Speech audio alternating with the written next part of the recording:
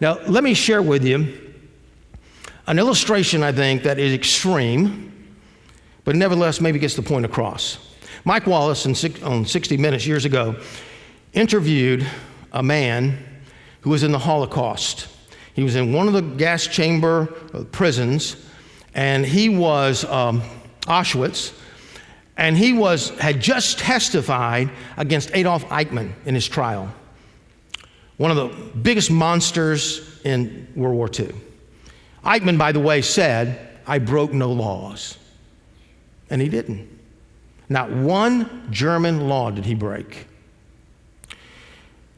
But he said to the man, Denor was his name, he said, "Mr. Denor, I noticed that when you came in and sat down, when you took a good look at Adolf Eichmann, you began to cry. Weep almost uncontrollably." He said, "Was that because you remember the horrors of Auschwitz?" And he said, "No." Let me quote.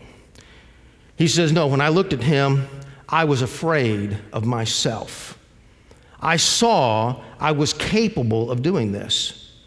I was just like him."